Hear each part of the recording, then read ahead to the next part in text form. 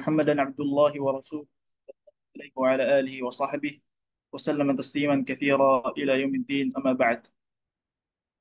Pertama kita panjatkan puji dan syukur kehadirat Allah Subhanahu wa taala yang telah memberikan kepada kita nikmat yang sangat banyak, dan dari nikmat Allah Subhanahu wa taala yang paling besar adalah memberikan kita taufik dan hidayahnya sehingga kita dapat berkumpul untuk sama-sama mempelajari kitab Allah Subhanahu wa taala, mempelajari agamanya.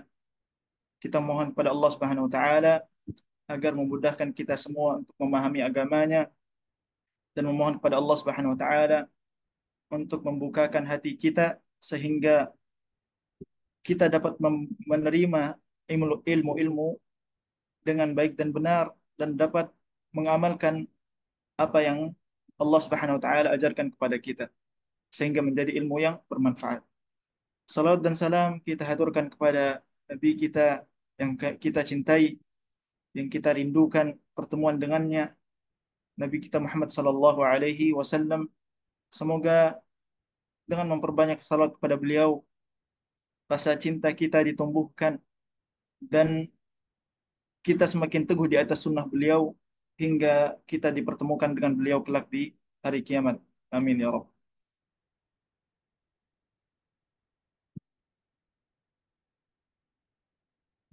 Para akhwat yang semoga Allah Subhanahu wa taala berikan taufik selalu, dan semoga Allah Subhanahu wa taala mudahkan dalam mempelajari Al-Qur'an dan mempelajari ilmu agama.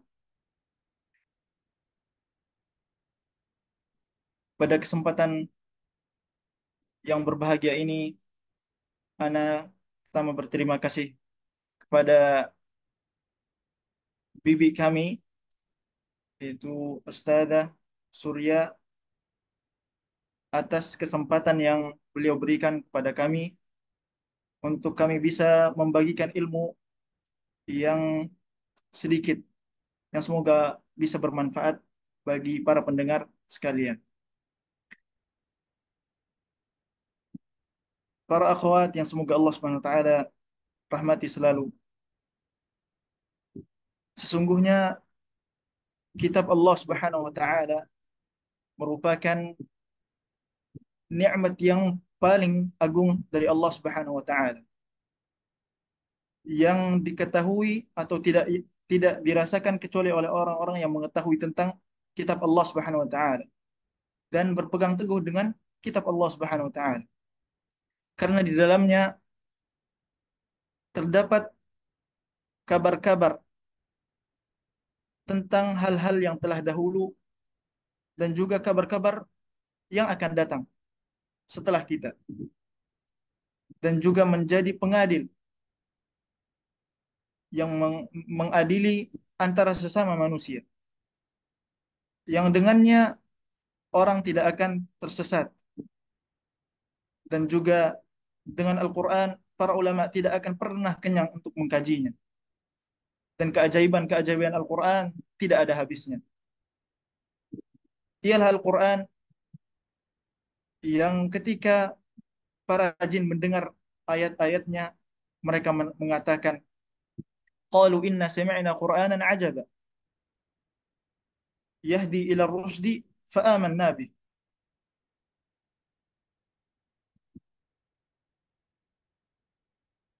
Para jin mengatakan, qalu inna sami'na Qur'anan ajaba, sesungguhnya kami telah mendengar bacaan yang menakjubkan, yahdi ila rusd, yang memberi petunjuk kepada kebenaran, fa amanna bih wa lan nusyrika bi rabbina ahada, sehingga kami pun beriman kepadanya dan kami tidak mempersekutukan suatu apapun dengan Tuhan kami. Ialah kitab Al-Quran yang merupakan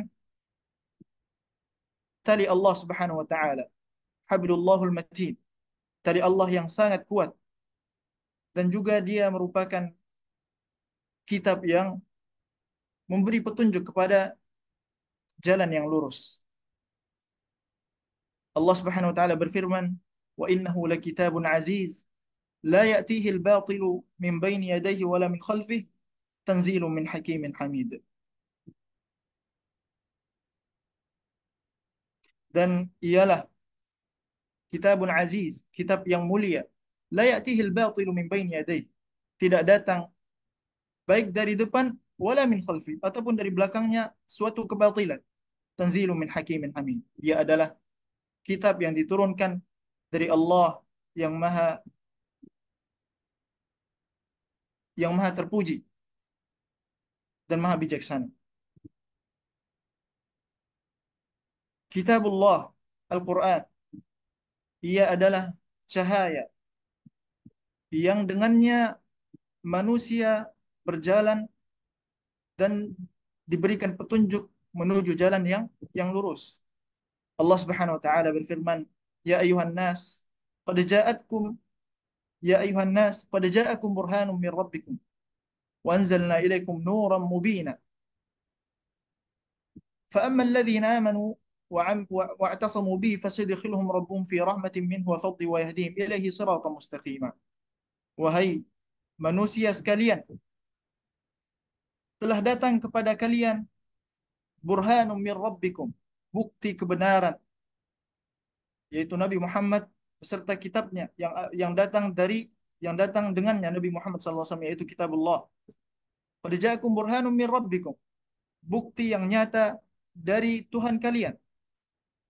Wa anzalna ilaikum nuran mubina, dan telah kami turunkan kepadamu cahaya yang terang benderang, yaitu Al-Quran. Fa ammal ladzina amanu billah, adapun orang-orang yang beriman kepada Allah, wa'tasamu bih, dan berpegang teguh dengan agama Allah, dengan Al-Quran, fasayudkhiluhum rabbuhum fi rahmatin min, maka Allah akan memasukkan mereka ke dalam rahmat dan karunia dari Allah Subhanahu wa taala, wa yahdihim ilaihi siratan mustaqima, dan menunjukkan mereka jalan yang lurus. Fahadzal kitab, maka kitab ini Al-Quran merupakan kitab yang penuh dengan hikmah di dalam setiap kata-katanya, penuh dengan hikmah dalam setiap maknanya.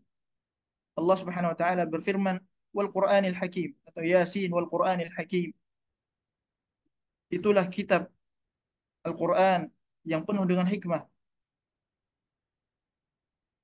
Dan Al-Qur'an merupakan kitab yang hak, tidak ada candaan di dalamnya, dan tidak ada kedustaan di dalamnya, dan tidak ada kesesatan di dalamnya. Apa-apa yang dikabarkan di dalamnya, maka dia akan terjadi. Dan apa-apa yang diperintahkan di dalamnya, maka sesungguhnya perintah tersebut merupakan hal yang bermanfaat bagi orang-orang yang mengerjakannya. Allah Subhanahu wa taala berfirman, "Wa kadzdzaba bihi qaumuka wa huwal haqq, qul lastu 'alaikum biwakil."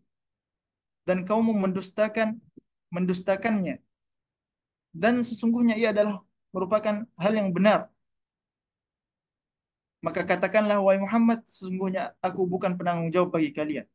Likulli naba'in mustaqar wa sawfa ta'lamun. Setiap berita yang dibawa di dalamnya akan terjadi dan kelak kamu akan mengetahui. Dialah kitab Al-Quran yang menjadi kabar gembira bagi kaum muslimin dan bagi orang-orang yang bertakwa. Huda wa bushra lil mu'minin, bagi orang huda wa bushra lil mu'minin, diturunkan sebagai hidayah dan kabar gembira bagi orang-orang yang beriman.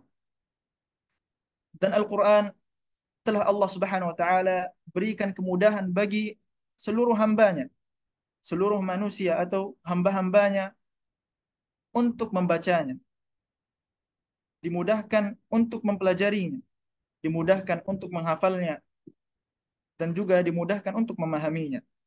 Allah Subhanahu wa taala berfirman, "Wa laqad yassarnal Qur'ana lidzikri fahal min muddakir." Sungguh kami benar-benar telah memudahkan Al-Quran sebagai pelajaran. Maka apakah ada orang yang mengambil pelajaran? Al-Quran merupakan kitab yang terjaga. Allah Subhanahu wa taala berfirman, "Inna nahnu nazzalna dzikra wa inna lahu lahafidhun.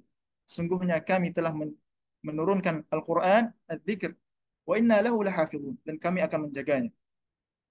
Dia akan terjaga dari segala tambahan dan segala kekurangan, dan dijaga dari segala kesalahan dan aib di dalamnya, dan aib yang ditambah atau dikurangkan. Allah juga berfirman, bal huwa Qur'anun majid fi lauhin mahfuz. Dia terjaga di lauh mahfuz. Al-Quran merupakan kitab yang sangat spesial dalam sepanjang sejarah umat manusia. Dikatakan, diriwayatkan dari Ibnu Abi Hatim dari Al-Hasan bahwasanya ia berkata, anzalallahu ta'ala arba'umi'atu kitab. Sesungguhnya Allah Subhanahu wa taala menurunkan 400 kitab ke dunia. Wa arba'atun wa arba'atu kutubin jama'aha fi arba'ah. Atau Allah Subhanahu wa taala menurunkan mi'atu kitabin wa arba'ah, menurunkan 104 kitab.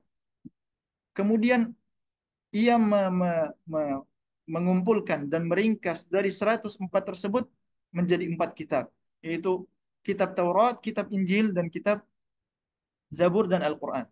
Wa jama'a al-arba'ah fil Quran, dan meringkas dan mengumpulkan semua yang ada di 4 kitab tadi dalam satu kitab, yaitu Al-Quran. Maka ia merupakan kitab yang sangat sangat mulia dan sangat spesial. Begitu pula Al-Quran merupakan syifa yang menyembuhkan bagi kaum muslimin, baik bagi hati kaum muslimin, begitu juga bagi penyakit-penyakit yang tampak. Allah Subhanahu wa taala berfirman, "Ya ayuhan nasu qad ja'atkum mau'izatun min rabbikum wa shifaa'un lima fis sudur wa hudan wa rahmatun lil mu'minin." Wahai manusia, telah datang kepada kalian mau'izah,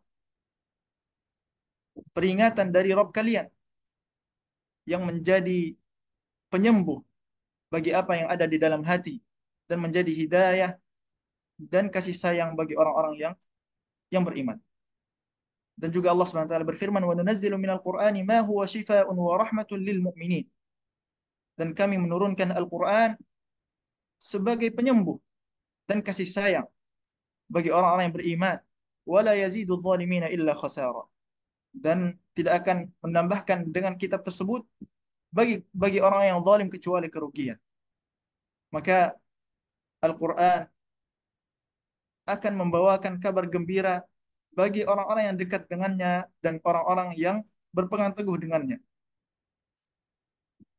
Maka Al-Quran merupakan kitab yang sangat mulia dengan segala banyak keutamaannya, baik dari lafaz-lafaznya juga dari makna-maknanya yang tidak terputus dan tidak ada habisnya keajaiban-keajaiban di dalamnya, dan tidak diketahui banyaknya keajaiban di dalamnya kecuali Allah Subhanahu wa taala.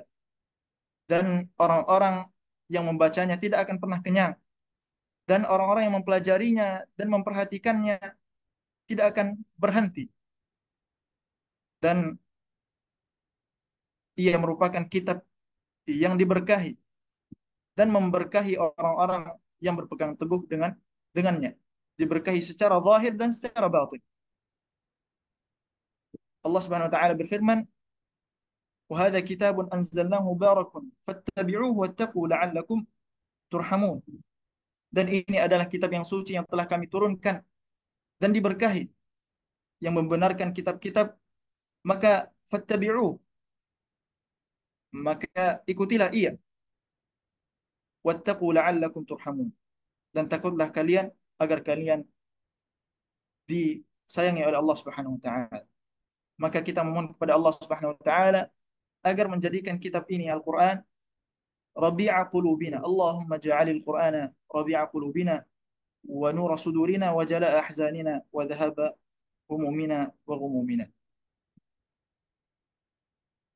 Para pendengar yang semoga Allah Subhanahu wa taala berikan rahmat selalu dimanapun antunna sekalian berada. Maka di samping keutamaan-keutamaan Al-Quran yang Allah Subhanahu wa Ta'ala berikan di dalamnya, begitu pula Al-Quran akan memberikan keutamaan bagi orang-orang yang dekat dengannya, orang-orang yang membacanya, orang-orang yang mempelajarinya, dan begitu pula orang-orang yang menjaganya dengan menghafalnya. Salah satu keutamaan Al-Quran adalah diberkahinya majlis-majlis Quran, halakat-halakat Al-Quran. Sebagaimana sabda Nabi sallallahu alaihi wasallam, "Majtama'a qaumun fi baitin min buyutillah yatluna kitaballahi wa yatadarasunahu bainahum illa nazalat alaihim as-sakinah wa ghashiyatuhum ar-rahmah wa hafathum al-malaikah wa dzakarahumullahu fi man 'indah." Tidaklah suatu kaum berkumpul di rumah dari rumah-rumah Allah Subhanahu wa taala membaca kitabnya, kitab Allah, dan mempelajarinya, kecuali Allah Subhanahu wa taala akan turun kepada mereka sakinah dan rahmat akan meliputi mereka, dan begitu pula para malaikat akan turun meliputi mereka, dan mereka akan disebut-sebut di sisi Allah Subhanahu wa taala. Al-Qur'an atau ahlul Qur'an, mereka akan menjadi orang-orang yang baik, orang-orang atau teman yang baik. Ibnu Abbas radhiyallahu anhu, seorang sahabat, mengatakan, "Kana al-qurra ashabu majalisi Umar wa musyawaratih." Bahwasanya para qurra, orang-orang para pembaca Al-Qur'an, merupakan teman-teman dekat dan teman-teman di dalam majlis Umar, dan teman-teman musyawarah bagi Umar radhiyallahu anhu. Kuhulan kanu au syubbana, baik mereka orang-orang yang tua ataupun orang-orang yang muda. Diriwayatkan oleh Imam Bukhari. Maka begitu pula barang siapa yang mempelajari Al-Quran dengan niat yang ikhlas, maka Allah Subhanahu wa taala akan mengangkat mereka. Nabi sallallahu alaihi wasallam bersabda dari sahabat Umar radhiyallahu anhu, dia berkata, "Ama inna nabiyakum qad qala." Sesungguhnya nabi kalian telah berkata, "Inna Allah yarfa'u bihadzal kitabi aqwaman wa yadh'u bihi al-akharin." Sesungguhnya Allah mengangkat suatu kaum dengan kitab ini dan merendahkan suatu kaum yang lain. Allah Subhanahu wa taala telah mengajarkan Al-Quran kepada hambanya. Ar-Rahman 'allama Al-Quran. Dialah yang Maha Pengasih yang telah mengajarkan Al-Quran dan juga telah memudahkan menghafalnya dan membacanya. Ibnu Katsir mengatakan, sesungguhnya Allah Subhanahu wa taala telah menurunkan Al-Quran kepada hamba-hambanya dan memudahkan untuk menjaganya, untuk menghafalnya dan memahaminya.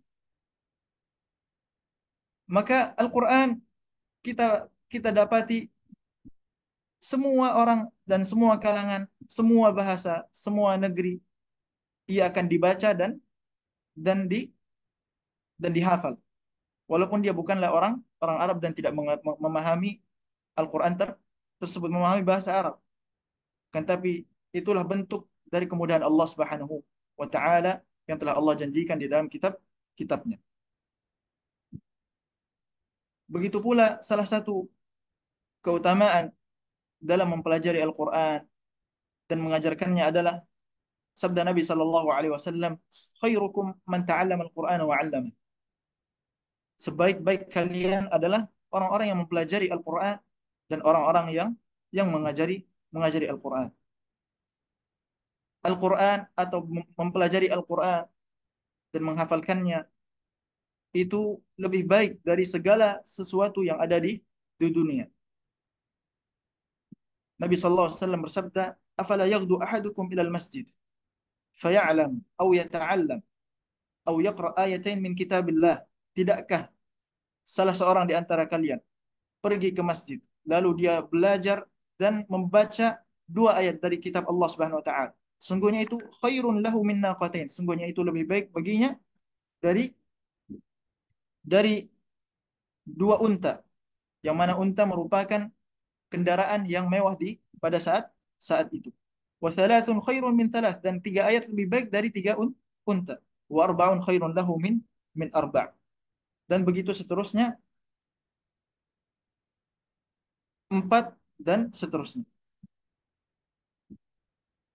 Juga dari keutamaan Al-Quran adalah Allah Subhanahu wa taala sangat mulia dan sangat dermawan untuk memberikan ganjaran bagi orang-orang yang membaca Al-Quran.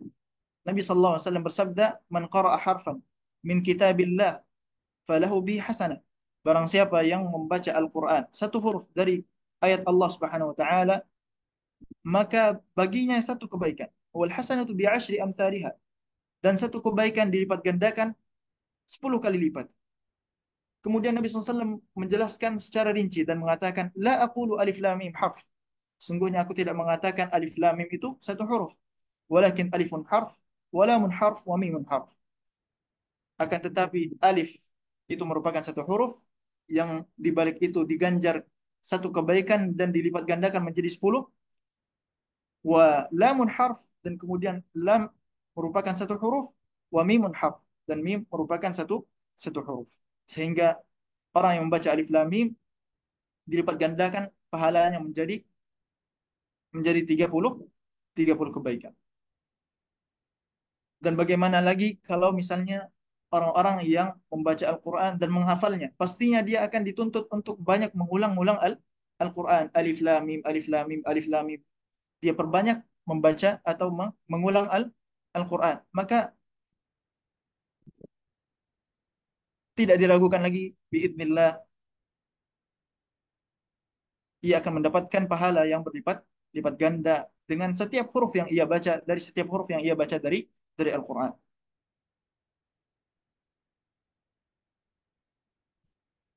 Kemudian Al-Quran pada hari kiamat akan menjadi hujjah bagi orang-orang yang membacanya, dan orang-orang yang mengamalkannya akan menjadi syafaat bagi mereka. Nabi sallallahu alaihi wasallam bersabda, "Iqra'ul Qur'an fa innahu ya'ti yaumal qiyamati syafi'an li ashabi." Bacalah Al-Qur'an karena sungguhnya ia akan datang pada hari kiamat menjadi syafaat bagi orang-orang yang membacanya. Kemudian kita, para akhwat yang semoga Allah Subhanahu wa taala rahmati selalu, apa keutamaan menghafal Al-Qur'an? Apa keutamaan menghafal Al-Quran? Yang mana tema kita pada hari ini adalah khusus dalam menghafal Al-Quran. Menghafal Al-Quran merupakan kemuliaan atau memiliki derajat. Para penghafal Al-Quran akan diberi oleh Allah Subhanahu wa taala derajat bersama para malaikat yang mulia. Nabi sallallahu alaihi wasallam bersabda, "Mathalul ladzi yaqra'ul Quran wa huwa hafizun lahu ma'a safaratil kiramil bararah." Permisalan bagi orang yang membaca Al-Quran dan dia hafal Al-Quran, hafizun lahu ma'a safaratil kiramil bararah, maka dia akan ditempatkan bersama para malaikat yang baik dan mulia. Wa mathalul ladzi yaqra'ul Quran wa huwa yata'ahaduhu wa huwa 'alaihi syadid falahu ajran. Adapun orang-orang yang membaca Al-Quran akan tetapi dia kesusahan di dalam membacanya, imma kesusahan di dalam murajaah, ataupun kesusahan di dalam membacanya, di dalam tahsinnya, maka bagi dia dua dua pahala, dua kebaikan. Kebaikan membacanya dan kebaikan susahnya dia dalam membaca ataupun di dalam murajaah bagi siapa yang belum lancar hafalan. Begitu pula menghafal Al-Quran merupakan wasiat dari para ulama.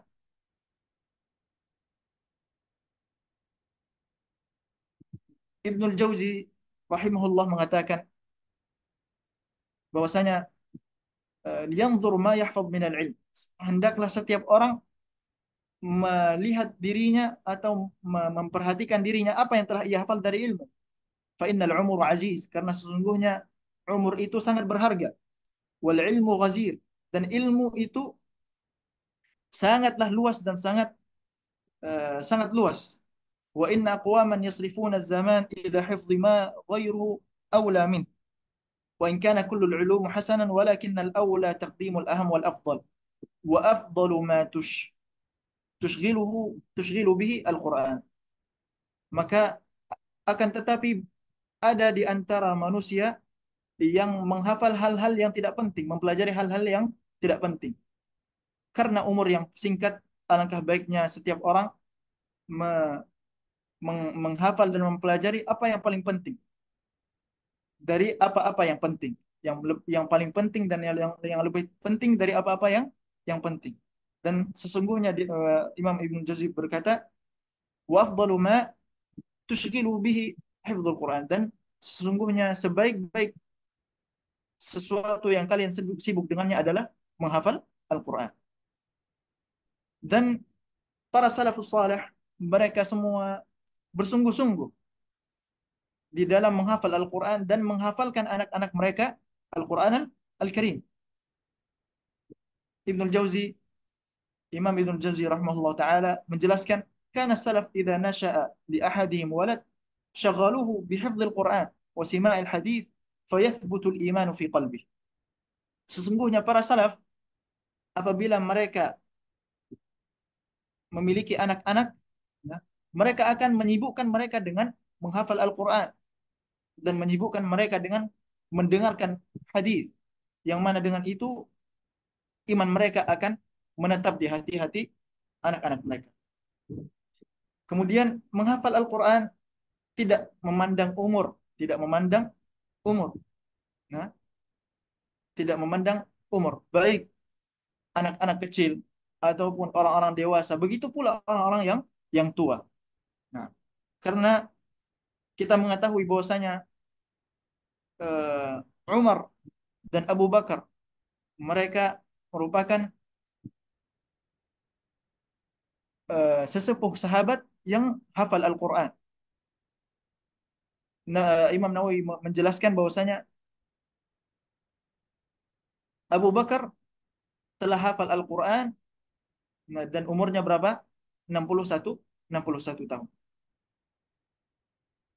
Wa huwa min kibari sahabati alladhi hafizul Quran kullah.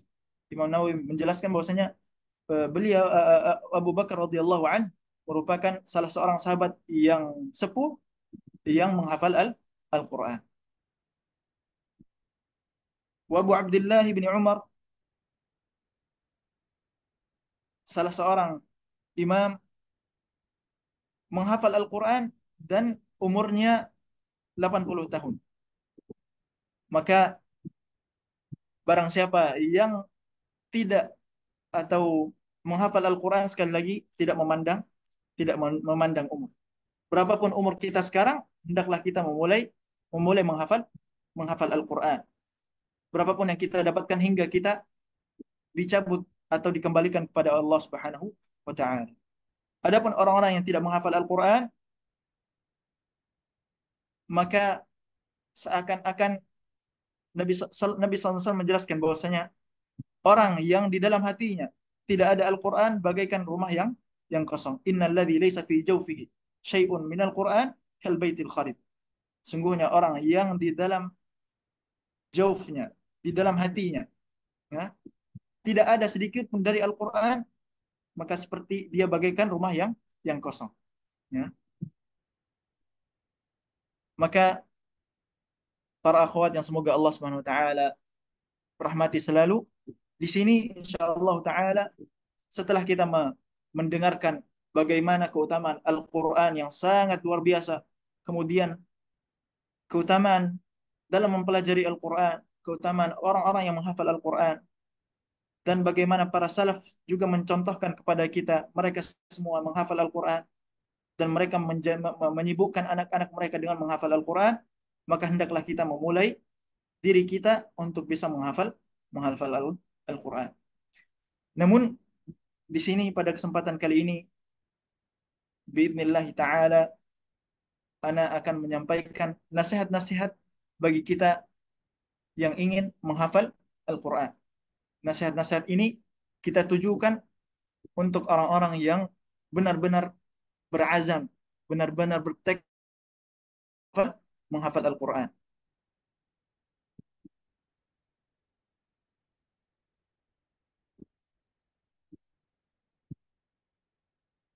Yang pertama, nasihat yang pertama adalah agar kita mengikhlaskan niat. Mengikhlaskan niat. Sebagaimana yang telah umum kita ketahui bahwasanya niat merupakan atau ikhlasnya niat merupakan syarat diterimanya ibadah. Nabi sallallahu alaihi wasallam bersabda, "Innamal a'malu binniyat wa innamal likulli imri'in ma nawa." Sesungguhnya semua amalan itu terjadi dengan niat dan setiap orang mendapatkan apa yang ia niatkan. Maka ketika kita tidak atau ketika kita berlelah-lelah menghafal Al-Qur'an me- yang menyita banyak waktu kita siang dan malam membaca Al-Quran, kita berletih, namun kita tidak mengikhlaskan niat, itu merupakan kerugian yang sangat sangat besar. Karena dengan itu, dengan letih semua letih yang kita kerahkan, namun ternyata amalan kita tidak diterima oleh Allah Subhanahu Wa Taala. Karena apa? Karena ketiadaan ikhlasnya niat kita di dalam beribadah. Maka nasihat yang pertama adalah hendaklah kita mengikhlaskan niat. Dan juga terdapat ancaman bagi penuntut ilmu dan orang-orang ahli ilmu yang tidak mengikhlaskan niat mereka. Nabi SAW bersabda, "Man ta'allama ilman mimma yubtagha bihi wajhullah azza wa jalla la yata'allamu illa liyusiba bihi 'aradan min ad-dunya lam yajid 'arfal jannah yaumal qiyamah." Barang siapa yang menuntut ilmu yang seharusnya di dalam menuntut ilmu tersebut dia mengharapkan wajah Allah, tetapi ia tidak menuntutnya kecuali untuk mendapatkan sedikit dari kenikmatan dunia, maka ia tidak akan mencium bau surga pada hari kiamat. Dan di hadis lain diterangkan bahwasanya bau surga itu akan tercium 40 tahun perjalanan.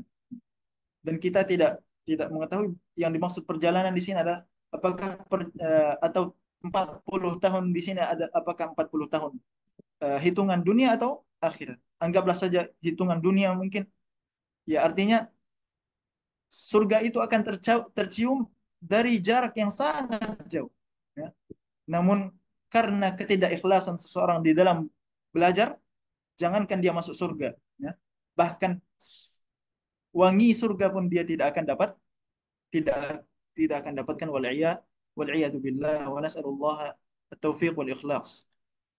Kemudian juga di hadis lain Nabi sallallahu alaihi wasallam bersabda, "Man talaba al-ilma liyujari bihi al-ulama aw yumari bihi as-sufaha aw yasrifa bihi wujuhun nas, adkhalahu Allahu an-nar." Barang siapa yang menuntut ilmu untuk menandingi para ulama atau mendebat orang-orang yang bodoh atau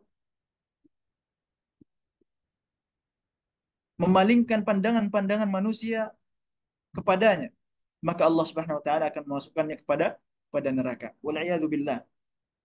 Pentingnya keikhlasan ketika kita menghafal Al-Quran, mempelajari ilmu agama, akan tetapi untuk tujuan bukan karena Allah Subhanahu wa taala, malah yang akan kita dapatkan adalah dimasukkan ke dalam neraka wal iyadu billah.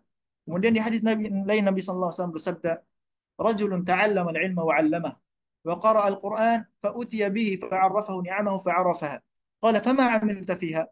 Qala ta'allamtu al-'ilma wa 'allamtuhu wa qara'tu fika al-Qur'an. Didatangkan pula seorang yang belajar Al-Quran dan mengajarkannya. Lalu diperlihatkan kepadanya nikmat-nikmat Allah Subhanahu Wa Taala sehingga dia mengetahuinya dan mengakuinya dengan jelas. Allah bertanya kepadanya, apa yang telah kamu perbuat dengan nikmat yang Allah berikan kepada kamu? Kemudian dia menjawab, saya telah belajar ilmu dan mengajarkannya dan saya telah membaca Al-Quran demi engkau ya Rabb. Namun Allah SWT berfirman, kadzabta, kamu berdusta, walakinnaka ta'allamta al-ilm. Akan tetapi kamu mempelajari ilmu dan mengajarkannya dan membaca Al-Quran wa qara'at Al-Quran liyuqala huwa qari. Agar engkau dikatakan seorang alim, agar engkau dikatakan bahwasanya engkau adalah seorang qari, faqad qil, dan telah kamu dapatkan apa yang kamu inginkan. Nah, maka dikatakan kepadanya fasuhiba ala wajhi, kemudian dia diseret di atas wajahnya hatta ulqiya finnar, sampai dia dilemparkan ke api neraka. Semua hadis ini bukan membuat kita berhenti untuk mempelajari Al-Quran, akan tetapi agar kita ketika kita berhenti untuk mempelajari Al-Quran karena takut dengan hadis-hadis yang kita bacakan tadi, maka syaitan telah berhasil untuk menjadikan kita berhenti beramal saleh. Kan tapi yang perlu kita kita kita lakukan adalah melawan syaitan dan mengikhlaskan niat kita dan meluruskan niat kita itu hanya karena Allah Subhanahu wa taala. Kemudian nasihat yang kedua, ketika kita hendak menghafal Al-Qur'an adalah memperbanyak memperbanyak doa. Karena sungguhnya doa merupakan silahul mukmin, merupakan senjata bagi kaum kaum mukminin, dan wa nurus samawati wal ard, sebagaimana sabda Nabi sallallahu alaihi wasallam, merupakan tiang agama dan juga cahaya langit dan bumi. Dan kita dapati para salafus saleh, mereka selalu berdoa di dalam segala urusan mereka, hatta milh, sampai mereka ingin garam saja mereka berdoa, atau sendal saja mereka berdoa kepada Allah Subhanahu wa taala, apalagi dengan perkara yang luar biasa agungnya, yaitu menghafal Al-Qur'an. Maka hendaklah kita memulai perjuangan kita di dalam menghafal Al-Quran dengan berdoa. Ketika kita berdoa, hendaklah kita mencari waktu mustajab, khususnya di sepertiga malam yang mana Allah Subhanahu wa taala diterangkan di dalam hadis Nabi sallallahu alaihi wasallam bahwasanya Allah Subhanahu wa taala turun ke langit dunia. Apabila kita salat, kita kerjakan dengan seruan hayya 'alas salah, hayya 'alal falah. Namun di dalam qiyamul lail kita diserukan oleh Allah Subhanahu wa taala, hal min sa'ilin fa'u'tih, apakah ada orang yang meminta, saya akan berikan. Hal min mustaghfirin fa'aghfirullah, tidakkah ada orang yang meminta ampunan sehingga aku memberikan ampunan baginya. Maka Allah Subhanahu wa taala sengaja turun dengan uh, Allah Subhanahu wa taala turun ke langit dunia untuk mendengarkan hambanya yang meminta kepadanya, hambanya yang ingin ampunan dan segala hajat hambanya. Maka tidakkah kita tersadarkan dan ingin curhat kepada Allah Subhanahu wa taala di waktu yang mulia ini, di waktu waktu thuluthul akhir minal lail, sepertiga malam. Maka kita cari waktu-waktu mustajab. Waktu-waktu mustajab ada banyak, salah satunya adalah waktu malam. Dan juga waktu mustajab merupakan juga waktu mustajab adalah berdoa di antara azan dan iqamah. Begitu pula berdoa ketika hujan turun, begitu pula berdoa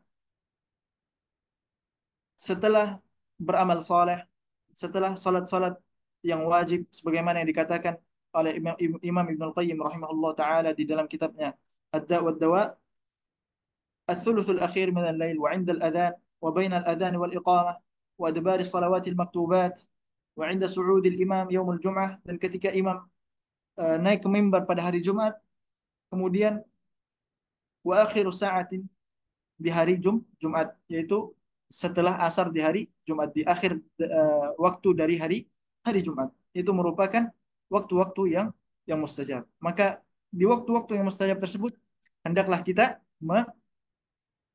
bersungguh-sungguh dalam berdoa, meluangkan waktu kita, menghadirkan hati kita, mengangkat tangan kita menghadap kiblat dan memohon kepada Allah Subhanahu wa taala agar kita dimudahkan dalam menghafal Al-Qur'an. Dan itulah pengalaman yang pengalaman kami pribadi yang kami lakukan. Setiap waktu malam yang mana di pondok pesantren tentunya menjadi rutinitas dibangunkan untuk salat malam. Dan setiap hari pula di masa-masa kami menghafal, kami mengangkat tangan dan berdoa kepada Allah Subhanahu wa taala agar dimudahkan dalam menghafal Al-Qur'an, agar dilancarkan dalam menghafal Al-Qur'an, agar kami dijadikan orang yang hafal Al-Qur'an, seorang yang hafid Al-Qur'an. Begitu setiap hari kami kami lakukan. Semoga Allah Subhanahu wa taala menerima ibadah kita semua. Begitu pula teman-teman kita seperjuangan dalam menghafal Al-Quran. Mereka semua memulai hari mereka dengan berdoa. Kemudian kita perhatikan adab-adab berdoa. Yaitu apa? Yaitu kita menghadap kiblat, kemudian kita duduk dalam keadaan bersuci, kemudian kita mengangkat tangan kita dan kita mulai doa kita dengan memuja-muji Allah Subhanahu wa taala. Kemudian setelah memuja-muji Allah Subhanahu wa taala, kita mulai dengan salawat dan salam kepada Nabi sallallahu alaihi wasallam. Kemudian kita memulai menyebutkan hajat-hajat yang kita kita pinta kepada Allah Subhanahu wa taala. Nah, dan hendaklah kita merengek dan bersungguh-sungguh di dalam berdoa kepada Allah Subhanahu wa taala. Kalaulah di dalam perkara-perkara dunia yang mana itu tidak berharga di sisi Allah Subhanahu wa taala kecuali seperti sehelai sayap nyamuk, maka begitu maka kita menangis dan merengek kepada Allah Subhanahu wa taala dalam meminta hajat-hajat dunia. Maka hajat-hajat akhirat itu hendaknya lebih lebih bersungguh-sungguh kita dalam meminta kepada Allah Subhanahu wa taala, lebih kita merengek dan bersungguh-sungguh dalam berdoa, meminta kepada Allah Subhanahu wa taala dan menangis kepada Allah Subhanahu wa taala, ya Allah mudahkanlah saya dalam menghafal Al-Qur'an, ya Allah mudahkanlah saya dalam menghafal Al-Qur'an. Yang berikutnya yang perlu diperhatikan di dalam nasihat yang kedua ini yaitu berdoa adalah menghindari penghalang diijabahnya doa, yaitu salah satunya adalah memakan makanan yang haram. Memakan makanan haram. Di dalam sabda Nabi sallallahu alaihi wasallam, sungguhnya ada seorang yang dia menghadap kiblat, ya. Kemudian dia mengangkat tangannya dan mengatakan ya Rabb ya Rabb, dan keadaannya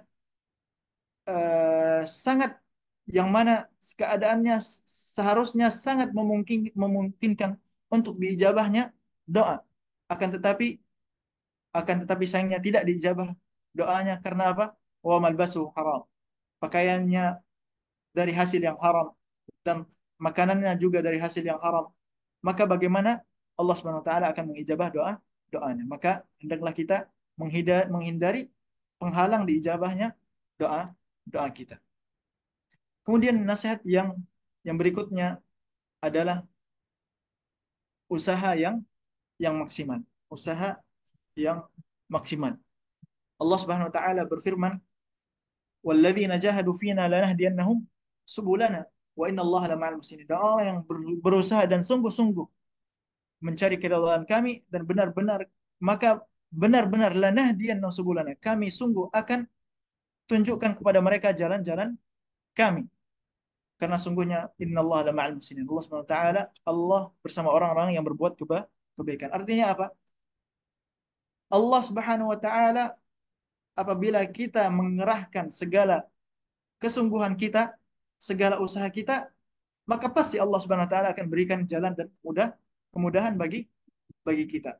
Kita mengetahui bahwasanya menghafal Al-Qur'an membutuhkan perjuangan yang tidak mudah dan tidak akan dicapai oleh orang-orang yang ingin selalu istirahat, ingin berleha-leha. Tidak akan dicapai oleh orang-orang yang seperti ini. Nah, kita dapati banyak kisah orang-orang perjuangan para penghafal Al-Quran. Salah satunya ada seorang yang kami kenal di daerah bagian negeri Rusia. Di dalam perjuangannya dalam menghafal Al-Quran, dia harus uh, pergi ke sekolahnya atau ke gurunya untuk duduk di halaqah itu sekitar setengah jam perjalanan dengan sepeda, dan itu harus dia tempuh sejam atau 2 jam sebelum dia sebelum sebelum datang waktu subuh. Dan dan kita tahu di Rusia bukan eh, bukan seperti di Indonesia, ya. Artinya mereka memiliki musim musim dingin dan musim musim panas.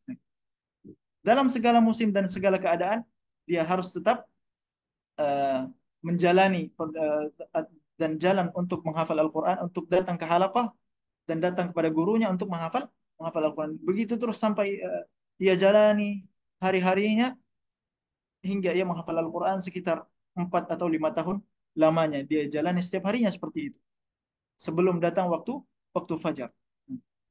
Begitu perjuangan perjuangan mereka. Kan tapi dan kita dapati anak-anaknya diberkahi oleh Allah Subhanahu wa taala. Anak-anaknya juga para hufal. Mereka hafal Al-Quran.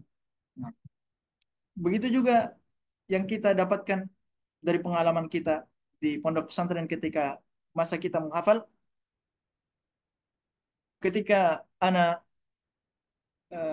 baru masuk pesantren di pesantren tahfidz Al-Quran di Bidang Madani, yang anak tanyakan kepada teman-teman atau para senior, anak tanyakan siapa di antara para santri yang hafalannya sangat kuat dan cepat menghafal.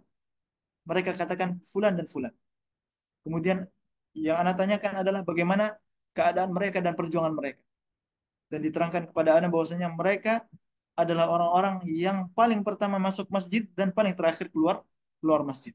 Bahkan mereka kadang-kadang tidak tidak keluar untuk makan makan siang. Ketika datangnya waktu makan siang, mereka tidak keluar dan tetap berada di masjid dan menyibukkan diri mereka dengan menghafal Al-Quran. Dan mereka biasanya tidur jam 11 malam dan tidur dan bangun di jam 2 malam seperti itu. Sehingga itu menjadi motivasi bagi anak untuk mengikuti perjalanan dan perjuangan mereka. Nah,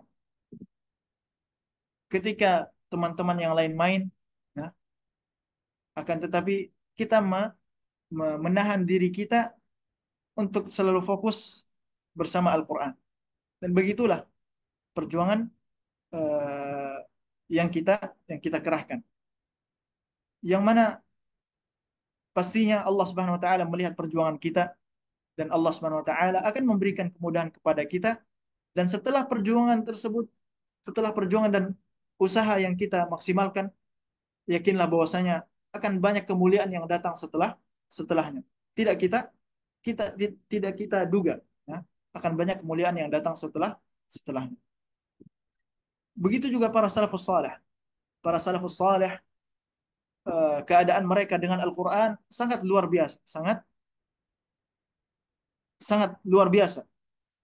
Dikatakan bahwasanya Imam Abu Amr Asy-Syaibani rahimahullah taala mengatakan bahwasanya Imam Ibnu Mas'ud ketika di waktu fajar dia membaca membaca surat Bani Israel, surat Al-Isra.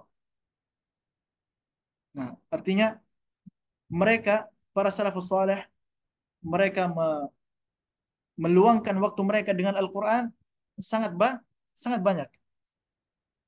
Begitu juga Nabi Sallallahu Alaihi Wasallam, para ulama, bahkan Utsman radhiyallahu an bisa mengkhatamkan Al-Quran di dalam satu malam atau di dalam satu rakaat.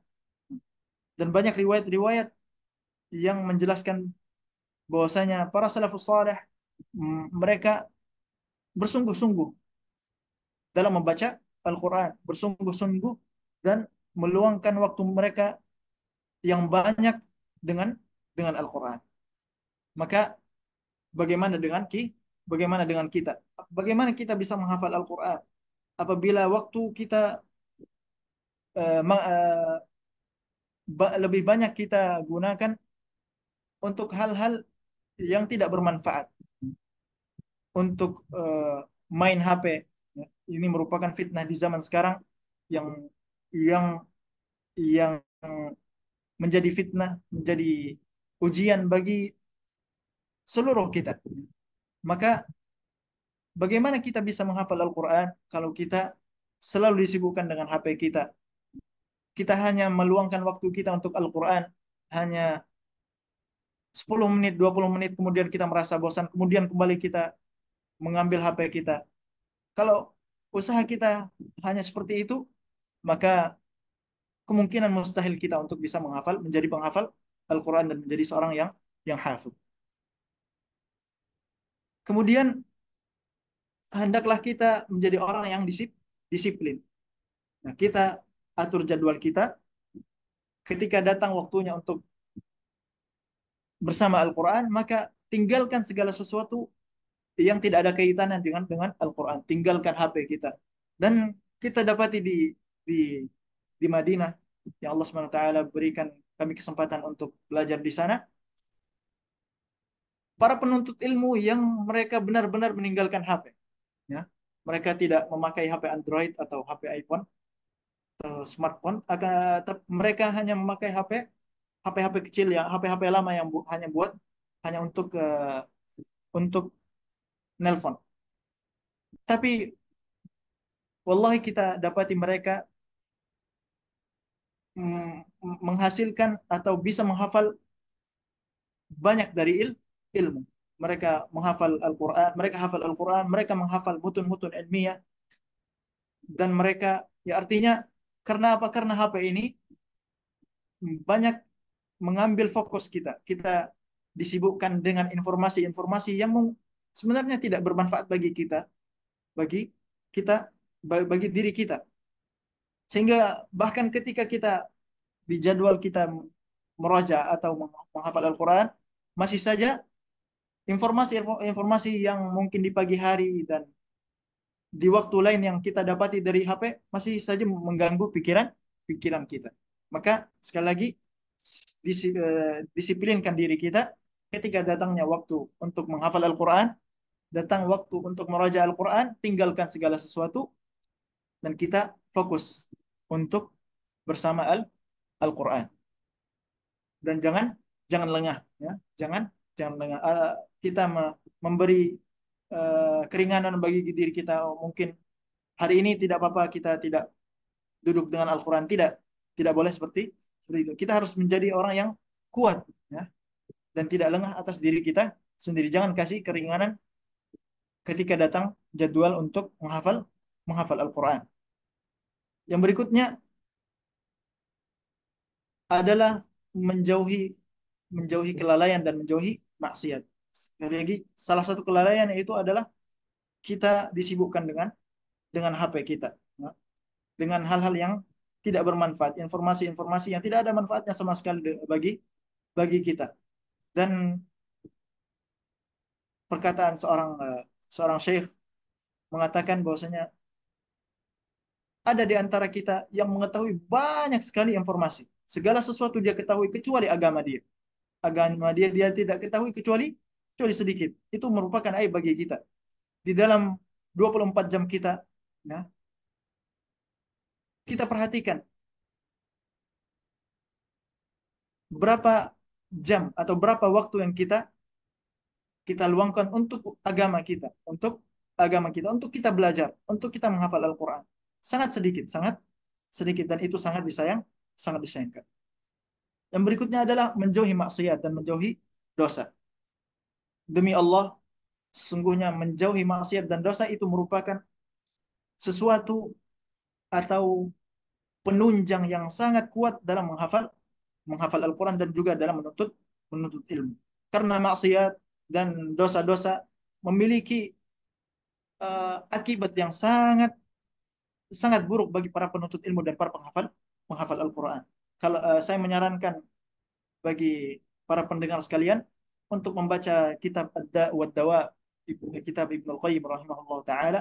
Di sana kita dapati eh, dijelaskan tentang kemaksiatan dan akibat-akibat dari maksiat dan dosa sangat banyak sekali, sangat sangat banyak sekali. Di antaranya adalah al-ma'asi tud'ifu fil qalb ta'zimur rabb. Maksiat akan membuat hati kita lemah dalam mengagungkan Allah Subhanahu wa taala. Kemudian maksiat juga mengakibatkan Allah Subhanahu wa taala melupakan dirinya. Kemudian juga maksiat akan membuat seorang hamba lemah hatinya. Kemudian maksiat juga membuat nikmat-nikmat yang ada pada seorang hamba hilang. Maksiat juga membuat kita tidak nyaman di dalam hati kita, mengakibatkan rasa takut yang dan cemas. Begitu pula maksiat menjadikan hati-hati kita sakit, maksiat menjadikan hati kita buta, maksiat menjadikan jiwa kita kecil, maksiat menjadikan akal kita tumpul, ya, menjadikan akal kita tumpul, dan keberkahan akan hilang dengan maksiat. Kemudian maksiat juga menjadikan kita kerdil di hadapan manusia. Maka dengan akibat-akibat tersebut, nah, seorang penghafal Al-Quran hendaknya menjauhkan dirinya dari dosa-dosa dan maksiat.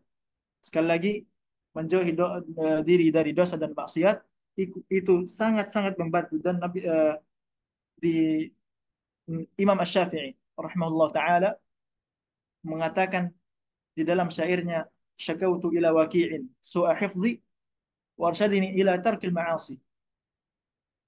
Dan Imam Asy-Syafi'i rahimahullah curhat kepada gurunya, mengadu kepada gurunya tentang buruknya hafalannya. Lalu Imam Waqi' yang merupakan gurunya mengatakan kepada dia dan memberinya nasihat agar meninggalkan maksiat. Karena sungguhnya innal ilma nur wa nurullahi la yuhda lil 'asi. Karena sungguhnya ilmu merupakan cahaya, dan cahaya Allah Subhanahu wa taala tidak akan diberikan kepada orang-orang yang bermaksiat. Dan kita ketahui bahwasanya Imam Syafi'i bukanlah orang yang sulit dalam menghafal, bukanlah orang yang sulit dalam menghafal. Akan tetapi sebagaimana cerita yang sampai kepada kita bahwasanya pada suatu saat Imam Syafi'i tidak sengaja melihat betis seorang perempuan yang bukan mahramnya, kemudian dia merasakan buruknya hafalan. Maka bagaimana dengan kita yang pada zaman sekarang demi Allah maksiat atau kemaksiatan dan kemungkaran tersebar kemana-mana, tersebar di mana-mana. Kita melihat di jalanan orang-orang yang tidak tidak menutup auratnya.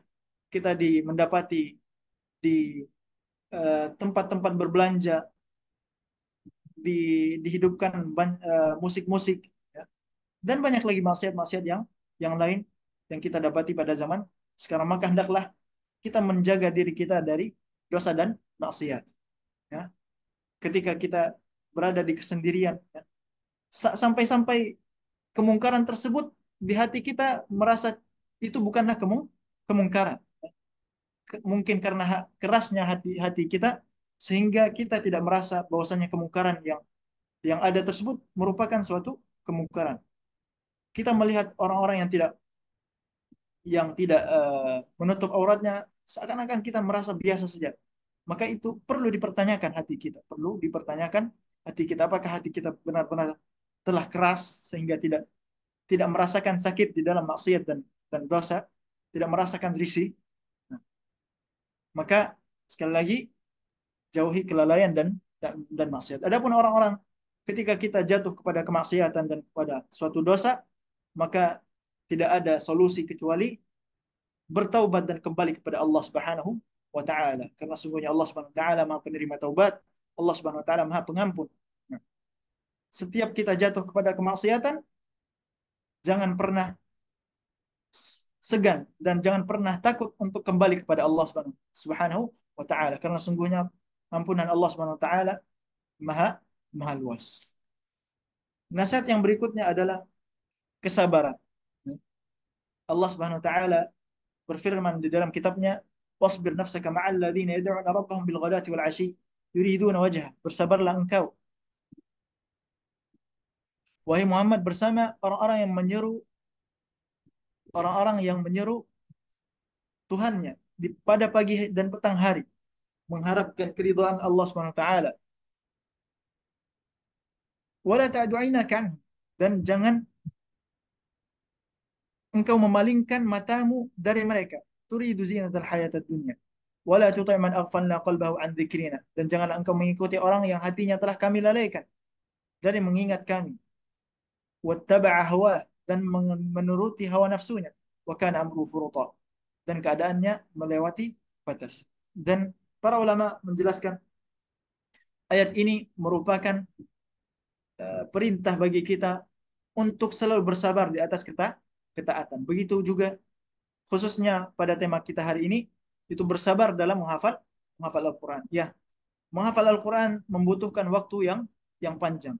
Akan tetapi ketika kita mempunyai tekad yang luar biasa, kemudian kita berdoa kepada Allah Subhanahu wa taala, kemudian kita berjuang mengerahkan jiwa dan raga kita untuk dalam menghafal Al-Quran, kita butuh juga yang namanya kesabaran. Hari demi hari, dan kita tidak putus dari menghafal Al-Quran sampai kita berada di titik terakhir, yaitu kita menghatamkan Al-Quran. Dan bahkan walaupun kita menghatamkan Al-Quran, kita belum selesai. Perjalanan Al-Quran kita belum selesai. Kita harus merajaah. Kita berdoa kepada Allah Subhanahu wa taala agar kita diistiqomahkan dengan Al-Quran sampai kita kembali kepada Allah Subhanahu wa taala. Maka sekali lagi perlu kesabaran. Kemudian kita berpindah ke beberapa tips dalam menghafal Al-Quran, yaitu yang pertama adalah menghafal dengan satu cetakan mushaf. Karena menghafal dengan banyak cetakan mushaf atau gonta-ganti mushaf itu akan mempengaruhi hafalan kita. Ya. Ini merupakan wasiat dan nasihat dari para ulama dalam menghafal Al-Quran. Yang berikutnya, yang kedua, harus memiliki guru. Kita mengetahui bahwasanya yang namanya jiwa selalu lalai dan menyuruh kita kepada keburukan. Jiwa inginnya selalu istirahat, jiwa inginnya selalu berleha-leha. Ya. Maka kita penting untuk kita memiliki guru, ya, sehingga guru uh, menjadi pengarah kita di dalam menghafal Al-Quran. Guru menjadi penyemangat kita dalam menghafal Al-Quran, menjadi pendorong kita dalam menghafal Al-Quran. Kalau kita hanya bersandar dengan diri kita, tidak memiliki guru, mungkin bisa, akan tetapi sangat sulit. Dan yang kita dapatin, para salafus saleh dan para ulama, mereka semua menghafal Al-Quran dengan guru mereka. Maka hendaknya bagi kita mendatangi halaqah-halaqah Al-Quran, eh, atau mungkin pelatihan-pelatihan Al-Quran, baik offline ataupun online, untuk atau lembaga-lembaga Al-Quran untuk membimbing kita dalam menghafal Al-Quran. Yang berikutnya, yang ketiga, adalah memperbaiki bacaan sebelum menghafal. Ketika kita menghafal, sebelum kita menghafal, kita perlu me- memperdengarkan bacaan kita ke guru kita agar kita tidak menghafal dengan bacaan yang salah. Mungkin kita baca, kita tidak merasa, ya. Bisa jadi kita menghafal dengan cara yang salah atau dengan huruf yang salah, dan itu kita bawa sampai kita mati, ya. Dan itu sangat disayangkan. Maka bahkan mungkin kita mengajarkan kepada anak-anak kita atau kepada murid kita dengan bacaan yang salah, itu sangat disayangkan, sangat disayangkan. Maka sebelum kita mulai menghafal Al-Quran, sebelum kita mulai menghafal Al-Quran, ayat yang akan kita hafalkan atau halaman yang akan kita hafalkan, kita perdengarkan dulu ke guru kita untuk dikoreksi bacaan kita. Ketika sudah benar semuanya, baru kita boleh menghafal. Yang keempat, harus konsisten dan jangan terputus. Dikatakan bahwasanya otak itu seperti otot. Ketika otot kita selalu latihan setiap harinya, nah, maka dia akan semakin membesar dan semakin kemampuannya dalam menghafal semakin cepat dan semakin semakin besar.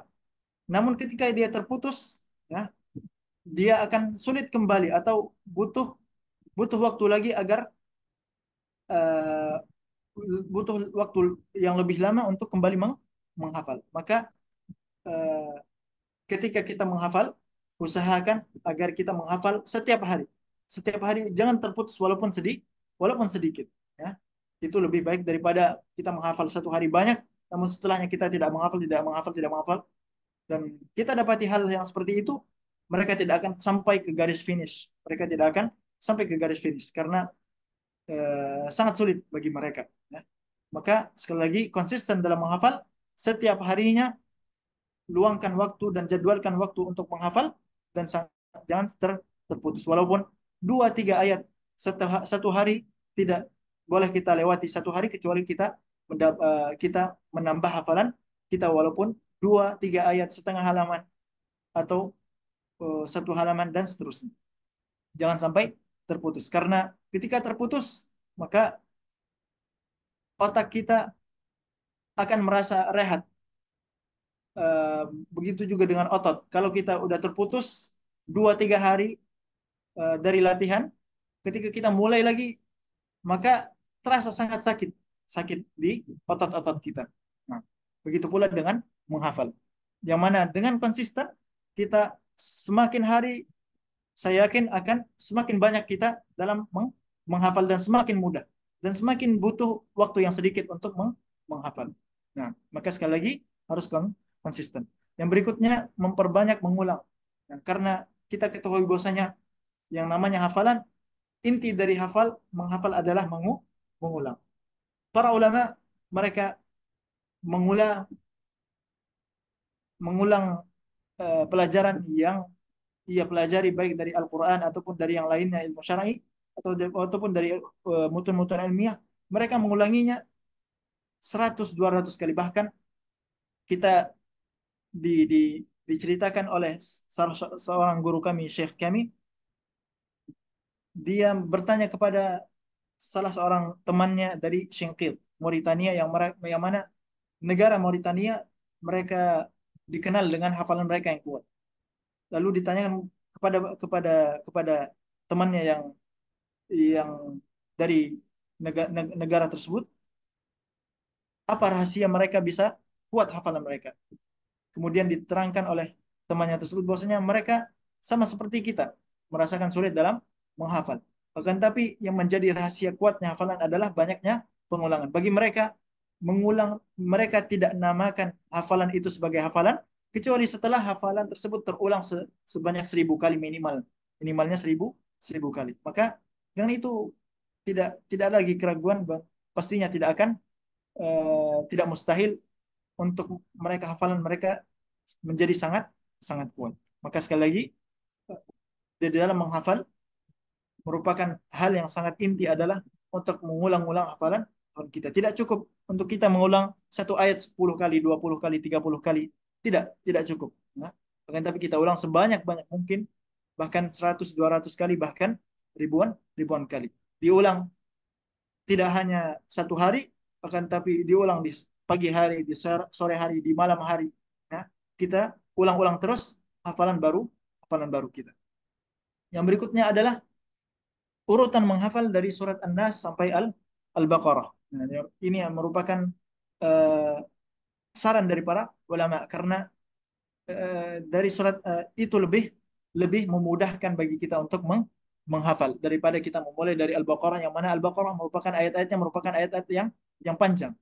Ketika kita mulai dari surat An-Nas yang mana ayat-ayatnya pendek, kita terbiasa kemudian hingga kita pindah ke ayat-ayat yang panjang.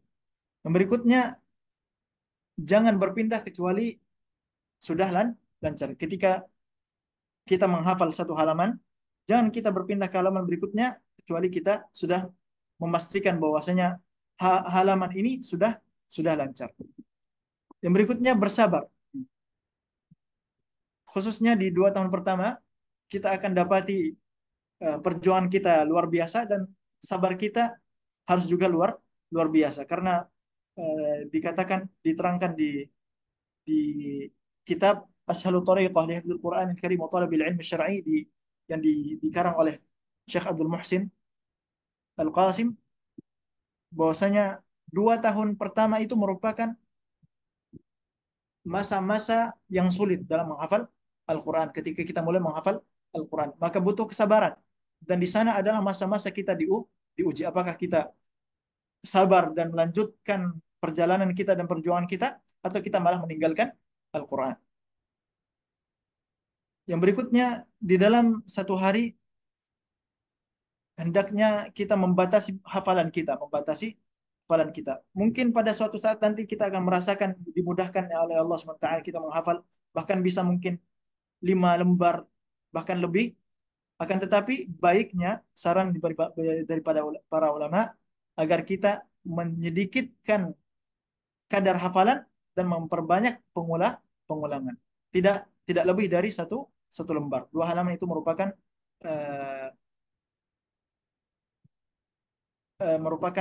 kadar yang cukup untuk kita menghafal. Adapun ketika kita menghafal lebih dari satu lembar, maka bisa kita katakan bahwasanya hafalannya bisa jadi tidak lancar. Yang berikutnya yang terakhir adalah jangan meninggalkan murajaah. Nah, di dalam menghafal Al-Quran, ya sekali lagi murajaah merupakan pengulangan kita dalam menghafal Al-Quran. Ketika kita menghafal, akan tetapi kita meninggalkan murajaah, sama saja kita me- me- memburu atau menyimpan harta karun di dalam karung yang bolong. Nah, di dalam karung yang bolong. Kita cari harta karun, kemudian kita taruh di dalam karung yang kita miliki, kemudian akan tetapi karung tersebut bolong dan harta karun kita eh, tertinggal di belakang. Begitu pula dengan menghafal Al-Quran. Ya, jangan sampai kita hanya fokus menghafal, akan tetapi kita meninggalkan murajaah, karena itu akan menjadi hasilnya nol.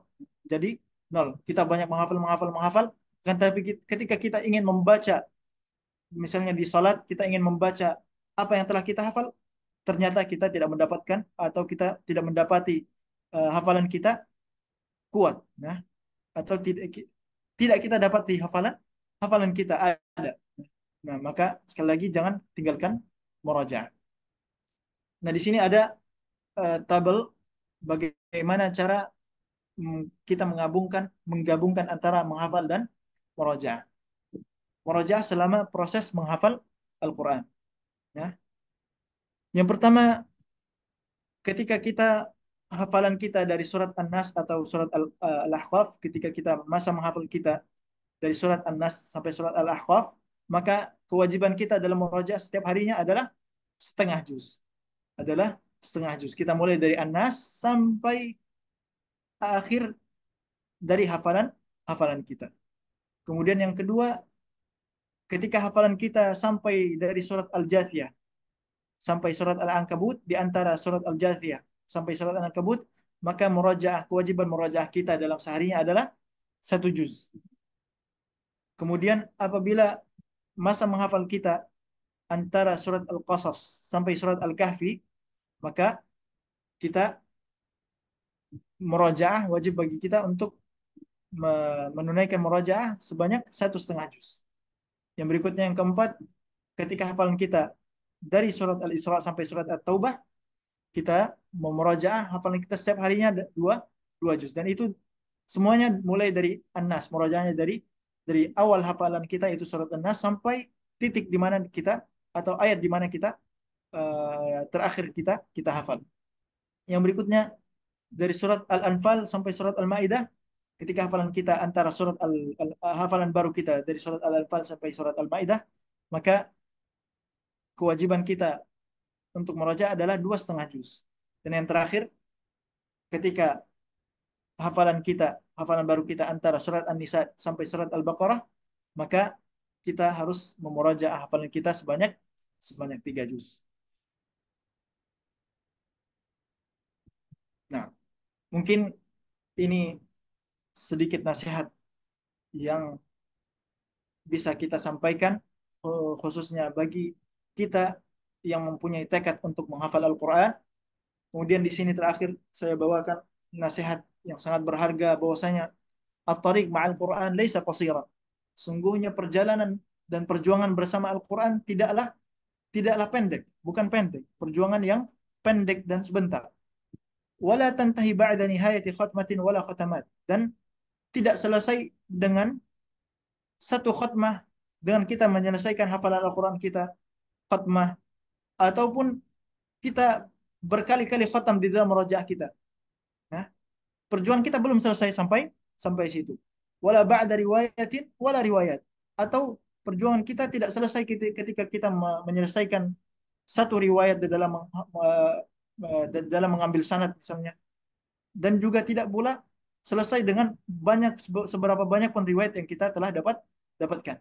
Innama tariqu ma'al Qur'an tariq ilal jannah. Sesungguhnya perjuangan dan perjalanan kita bersama Al-Qur'an adalah hingga sampai kita ke surga. Fafrah wastami, perjalanan kita bersama Al-Qur'an bahkan sampai walaupun kita telah meninggal, bahkan di hari kiamat, sampai Allah Subhanahu wa taala mengatakan kepada kita pada hari kiamat, Iqra wartaqi warattil kama kunta turattil fid dunya. Bacalah dan tertilkanlah bacaanmu sebagaimana kamu tertilkannya di dunia. Fa inna manzilataka 'inda akhiri ayatin taqra'uha. Karena sungguhnya derajatmu di surga, kedudukanmu di surga adalah sampai akhir ayat yang kamu baca. Maka fafrah wastamti' bihayatik wa anfasika ma'al Qur'an. Berbahagialah dan bersenang-senanglah kita dengan kehidupan kita dan nafas-nafas yang kita keluarkan bersama Al-Quran. Hatta yarfa'aka Al-Quran ila a'lal jinan. Sampai Al-Quran mengangkat kita ke derajat yang paling tinggi di surga. Maka kita memohon kepada Allah Subhanahu wa taala, Allahumma waffiqna wa thabbitna 'ala hadzal tariq. Ya Allah, berikanlah kami taufik dan petunjuk dan teguhkan kami di atas jalan bersama Al-Quran sampai kami bertemu kepadamu dan kami dikembalikan kepadamu, ya Allah. Sallallahu ala nabiyina Muhammad. Maka kita mulai perjuangan kita mulai esok hari insyaallah taala. Semoga kita diberikan taufik dan semangat dalam berjuang menghafal Al-Quran. Sallallahu ala nabiyina Muhammad. Subhanakallahumma wa bihamdika asyhadu an la ilaha illa anta astaghfiruka wa atubu ilaik. Wassalamualaikum warahmatullahi wabarakatuh. Waalaikumsalam warahmatullahi wabarakatuh. Ustadz, apakah kita ada sesi tanya jawab, Ustadz? Ya boleh, silahkan Baik, kalau ada. Ustadz. Ya, kepada ummahat wa akhwat yang ingin bertanya, silahkan raise hand. Sambil menunggu, kami akan bacakan ada pertanyaan dari Ummu Nahla.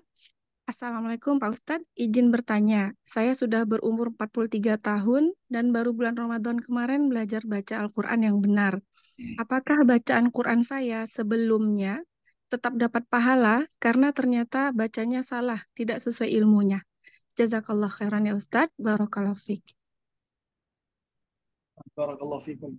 Pertanyaannya, Pertanyaannya, apakah masih dapat pahalanya Ustadz? Karena mungkin sebelum belajar itu kan banyak yang salah. Yang salah-salah itu mungkin maksud pertanyaannya Ustadz. ya, Karena baru belajar 43 tahun sekarang umurnya Ustadz. Yang sebelum 43 tahun berarti bacaan beliau masih salah. Begitu mungkin Ustadz. Allah taala alam.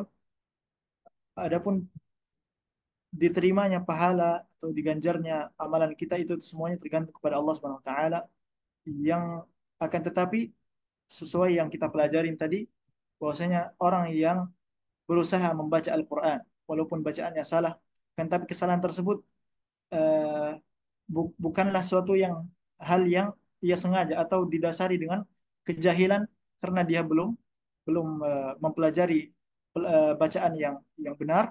Maka kita harapkan semoga bacaan-bacaan yang telah lalu yang ia ia baca semoga diterima oleh Allah Subhanahu wa taala dan ditulis sebagai pahala yang ditulis di sisi Allah Subhanahu wa taala. Akan tetapi kewajiban bagi kita adalah untuk belajar bagaimana bacaan yang baik dan benar sehingga kita ditinggikan derajat kita oleh Allah Subhanahu wa taala bersama dengan para malaikat yang mulia sebagaimana di awal pertemuan ini yang telah kita terangkan. Wallahu taala a'la wa a'lam. Nah, Baik, jazakumullah khairan Ustadz. Kepada Ukti Hema Khairuniza, kami persilakan. Ya, syukran jazakallah khairan kepada musyrifah yang telah memberikan kesempatan kepada Ana untuk bertanya langsung kepada Ustadz. Assalamualaikum warahmatullahi wabarakatuh. Eh, Assalamualaikum. Bertanya di sini, Ana adalah seorang ibu dari 5 orang anak, usia Ana 48 tahun. Ana sudah menghafal Al-Quran dari sejak usia 40 tahun. Tetapi hafalan Ana untuk sampai saat ini hanya bisa bertahan di 5 juz, Ustaz. Yang Ana tanyakan adalah, Ana mampu menghafal Al-Quran itu seperti yang Ustaz bilang, satu halaman muka bisa dalam satu pekan. Tetapi di perjalanannya, Ana justru kesulitan untuk memurajaah. Mungkin ya itu karena maksiat, mungkin karena kurangnya murajaah. Jadi Ana tuh selalu sedih gitu, Ustaz. Ketika di juz 27 gitu kan, di juz berapa gitu, Ana tersadar gitu, hafalan Ana itu kemana gitu. Ketika Qori gitu membaca, Ana seolah-olah memang seperti yang Ustadz bilang, seolah-olah kayak nggak pernah menghafal sama sekali. Bahkan ya lanjutan ayatnya Ana lupa. Jadi itu buat Ana tuh apa ya, ya sedih gitu Ustadz. Jadi Ana di sini ingin bertanya pada Ustadz, bagaimana kiat gitu. Ana sudah usahakan untuk bangun di sepertiga malam, kemudian Ana dudukkan mushaf Ana di hadapan itu anak baca, tapi karena memang kurangnya waktu anak gitu, anak akui gitu ya Ustadz, karena nggak bisa seperti Ustadz bilang, misalnya 5 juz berarti satu hari 1 juz gitu, atau satu hari setengah juz gitu, nggak bisa Ustadz, karena anak prioritaskan anak-anak yang kecil dan suami gitu, jadi mohon Ustadz bimbingan dan pencerahannya, syukron, jazakallah khairan atas perhatiannya Ustadz. Assalamualaikum warahmatullahi wabarakatuh. Barakallahu fiik. Nasihat nasihat kita adalah jangan putus, jangan putus asa dan jangan putus untuk terus berjuang dengan Al-Quran. Walaupun kita mendapati kesulitan yang kita hadapi, kan tapi sekali lagi yang kita yang kita harapkan adalah pahala dari sisi Allah Subhanahu wa taala. Yang kita harapkan adalah pahala dari sisi Allah Subhanahu wa taala. Kita meyakini bahwasanya Allah Subhanahu wa taala mengetahui bagaimana jerih payah kita. Kita mengetahui bahwasanya bagaimana hati kita sangat ingin menghafal Al-Quran. Bagaimana perjuangan kita. Allah Subhanahu wa taala melihat. Maka sekali lagi yang menjadi kewajiban kita adalah untuk terus berusaha dan jangan sampai putus dari perjuangan kita dalam menghafal Al-Quran dan juga begitu pula murojaahnya sampai kita dikembalikan oleh Allah kepada Allah Subhanahu wa taala. Yang menjadi tujuan kita bukan yang menjadi tujuan utama kita bukanlah kita hafal Al-Quran. Bisa jadi kita telah selesai hafal Al-Quran, namun wal'iyadzubillah hati kita dibalikkan oleh Allah Subhanahu wa taala sehingga kita malah jatuh kepada banyak kemaksiatan, bahkan kita bisa jadi meninggalkan Al-Quran, bahkan kita berbangga-bangga dengan hafalan kita, namun ternyata ya Allah sesatkan dengan itu. Nah, maka sekali lagi tujuan kita bukan yang menjadi tujuan utama kita ya, bukanlah kita sampai selesai menghafal Al-Quran, akan tetapi kita selesai di dunia, selesai hayat kita, namun kita tetap berada di jalan bersama Al-Quran, tetap berada di dalam perjuangan bersama Al-Quran. Adapun Allah Subhanahu wa taala ketika Allah melihat kita, maka insya Allah pertama ketika kita telah niatkan, Allah Subhanahu wa taala akan berikan ganjaran yang sesuai dengan kita niatkan. Namun sekali lagi jangan putus asa dalam berjuang dan tetap luangkan waktu, tetap merajaah, tetap menghafal walaupun 5 juz dan teruskan sampai insya Allah taala dengan doa dan usaha Allah Subhanahu wa taala mudahkan kita untuk menyelesaikan hafalan Al-Qur'an kita. Wallahu a'lam. Baik, jazakumullah khairan Ustadz. Pertanyaan selanjutnya dari Ukti Retno Umudinda. Silakan. Assalamualaikum warahmatullahi wabarakatuh, Ustadz. Assalamualaikum warahmatullahi wabarakatuh. Ustadz, Ana mohon penjelasan dari Ustadz. Selama ini, Ana itu kalau mencoba menghafal itu dengan artinya Ustadz. Tapi itu membuat, kan ya meskipun Ana juga sambil belajar bahasa Arab, membuat jadi lama Ustadz menghafalnya. Nah, mushaf yang ada terjemahannya itu kan jauh lebih tebal ya Ustadz daripada yang tanpa terjemahan. Itu asalnya kalau kita mau menghafal itu tips Ustadz gimana ya Ustadz? Cukup itu Ustadz. Jazakallah khairan. Barakallahu fikun. Eh, ini merupakan salah satu tips dalam memudahkan kita dalam menghafal Al-Quran adalah dengan kita membaca terjemahannya dan kita memahami ayatnya. Sehingga ketika kita membaca ayatnya tergambar oleh kita karena kita memahaminya. Maka akan tetapi saran kita untuk dan yang disarankan oleh guru-guru kita adalah menghafal Al-Quran dengan mushaf yang tidak ada terjemahannya, ya, yang tidak ada terjemahannya. Ketika kita menghafal, kita pakai dengan uh, ketika kita menghafal kita pakai mushaf yang tidak ada terjemahannya. Namun ketika kita ingin membaca terjemahannya dan ingin memahami, nah, kita boleh membuka mushaf terjemahan, kemudian kita tinggalkan dan kembali ke mushaf kita yang khusus untuk menghafal kita seperti itu. Allah alam, dan sekali lagi ini merupakan metode yang tentunya masing-masing orang mempunyai metode yang cocok baginya. Dan salah satu metode yang cocok bagi anak ketika masa anak menghafal adalah dengan membaca terjemahan sehingga hafalan kita lebih kuat dan kita bisa lebih memahami dalam dalam menghafalnya. Adapun terasa lebih lebih lama tentunya insya Allah tidak ada masalah dan bukan menjadi masalah. Nah, yang penting kita terus walaupun sedikit. Mungkin di awal-awal kita menghafal membutuhkan waktu yang banyak karena sekali lagi kita belum terlatih dalam dalam menghafal, belum terlatih dalam memahami Al-Qur'an.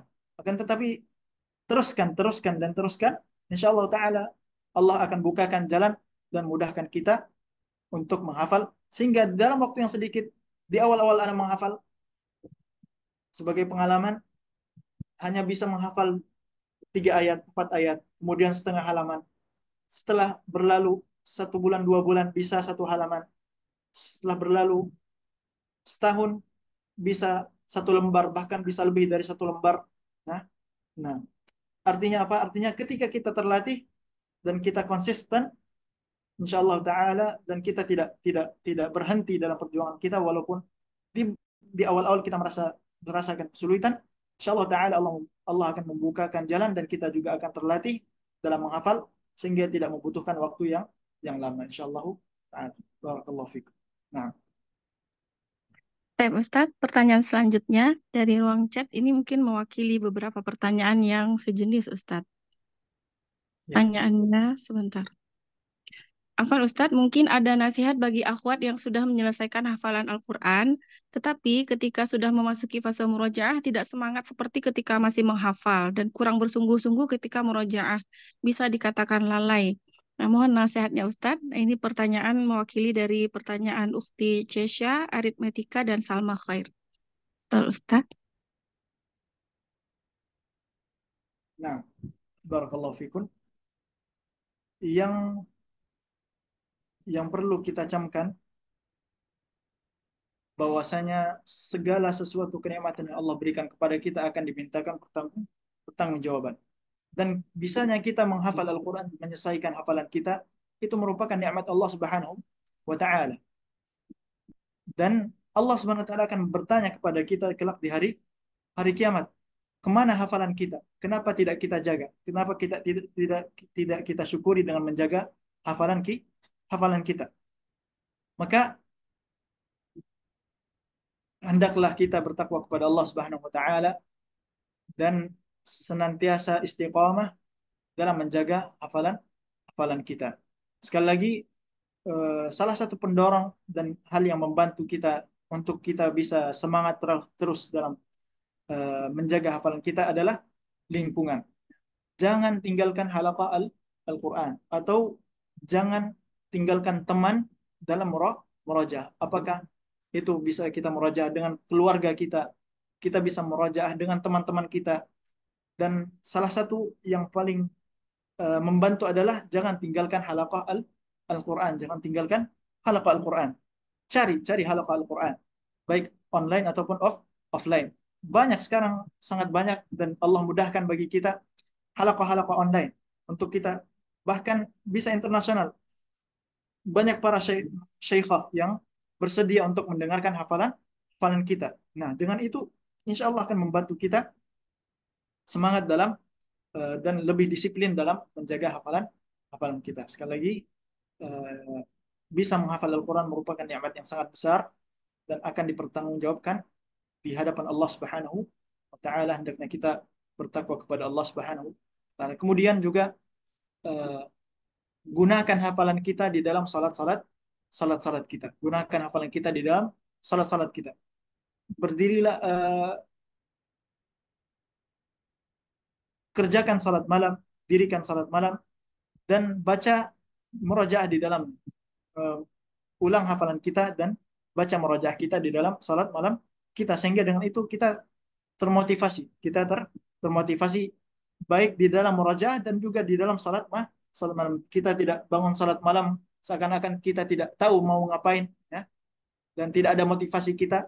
Nah, jadikan murojaah kita di salah satunya di salat malam, walaupun cuma setengah juz, mulai dari seperempat juz setiap harinya sampai kita mengkhatamkan. Kemudian setelah kita khatam di salat malam kita yang kita mulai setiap harinya seperempat juz, naikkan lagi di khataman yang kedua dengan 2 juz. Kemudian setelah kita setengah juz, kemudian setelah kita khatam di khataman yang ketiga di dalam salat malam, naikkan lagi 3/4 juz, begitu seterusnya sampai 1 juz.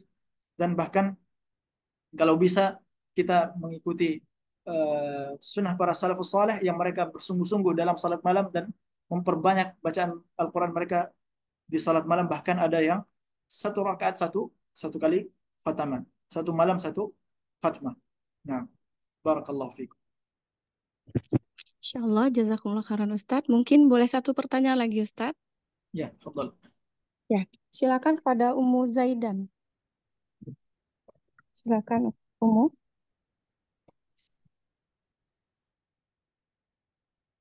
Assalamualaikum Ustaz. Assalamualaikum warahmatullahi wabarakatuh. Barakallahu fiik Ustaz. Ana ingin bertanya, bagaimana dengan metode menghafal surat-surat pilihan Ustaz? Apakah diperbolehkan atau memang harus berurutan dari Anas sampai Al-Baqarah Ustaz? Jazakallahu khairan Ustaz.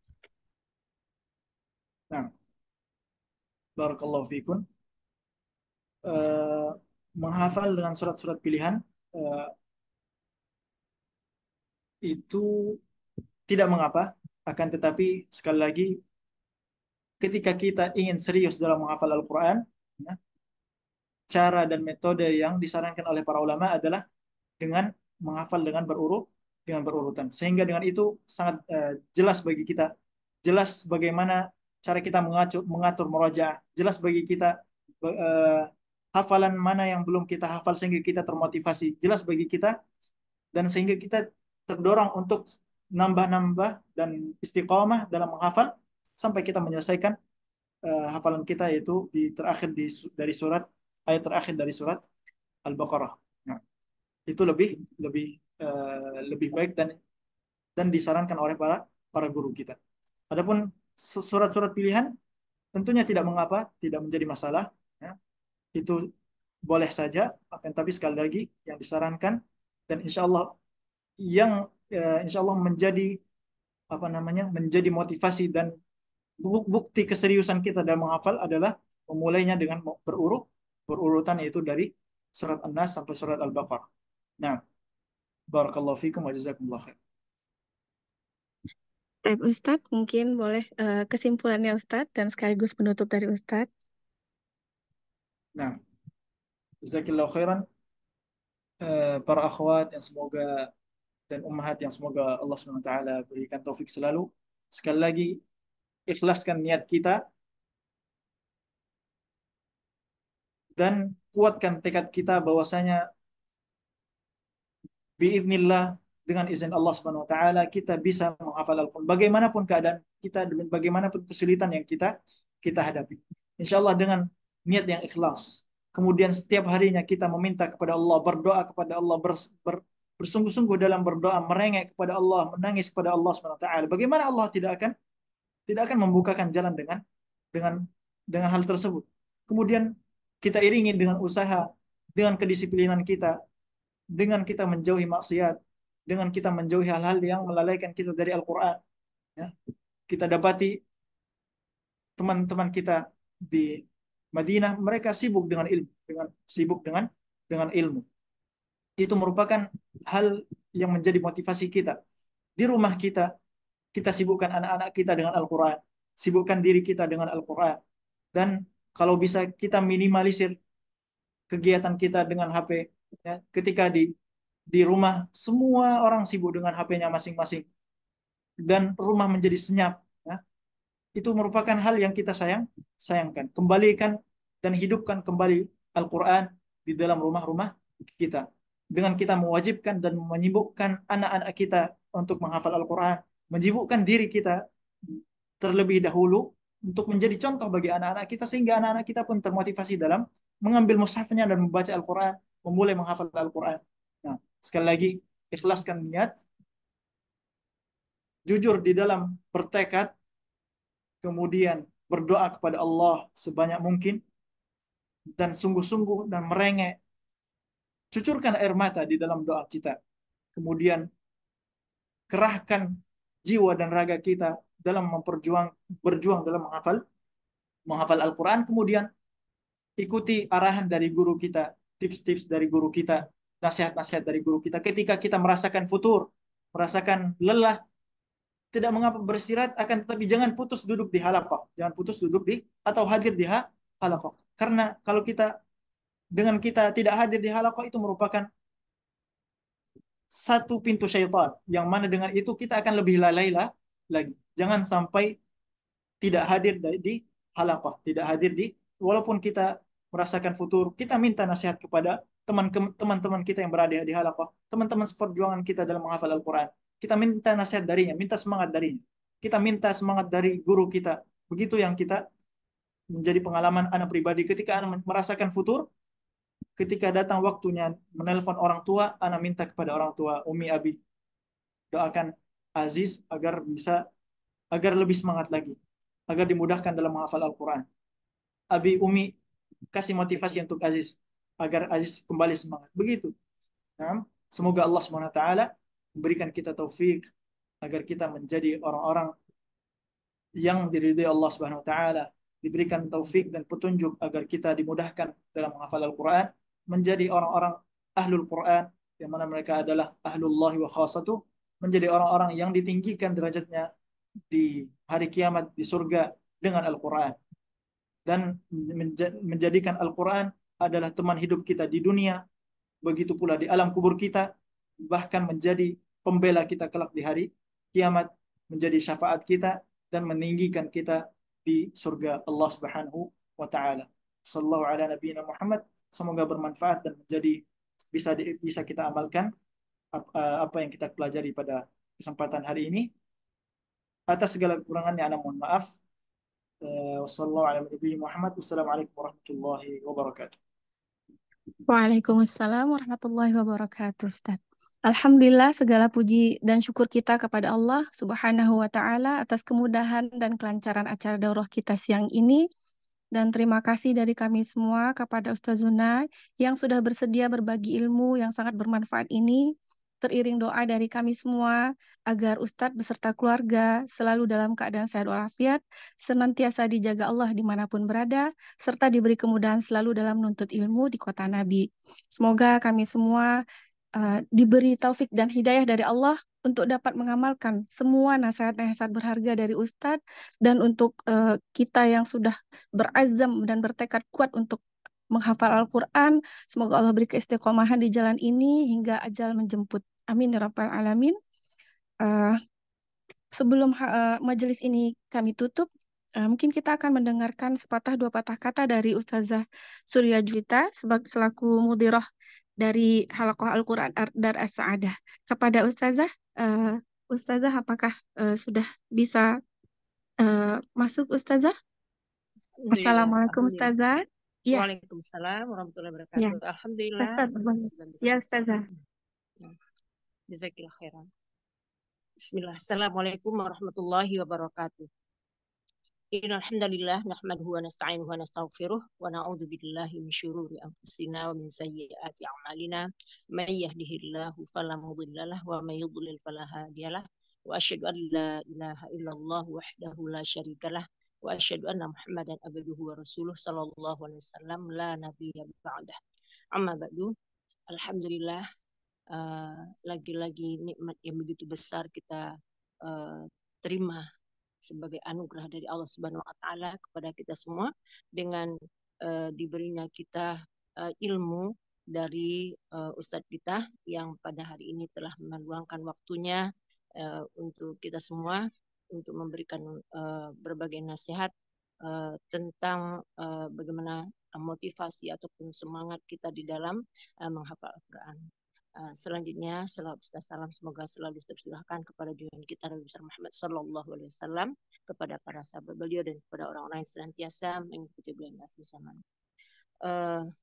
Pertama sekali, jazakumullah khairan kepada Ustaz kita Abdul Aziz bin Hasbi pada siang hari ini yang telah memberikan faedah ilmu kepada kami semuanya.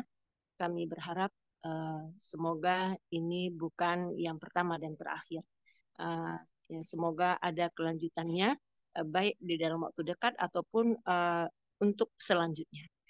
Karena kami sangat membutuhkan ilmu-ilmu Al-Quran seperti yang Ustaz sampaikan tadi dan ilmu-ilmu lainnya tentang Al-Quran ini. Yang mana kami selalu haus akan ilmu tentang Al-Quran sehingga kita bisa membaca Al-Quran sesuai dengan bacaan yang benar, menghafalnya, kemudian memahami maknanya dan tafsirnya dan selanjutnya dan seterusnya. Maka kami berharap sekali lagi agar ini bisa berlanjut insyaallah taala.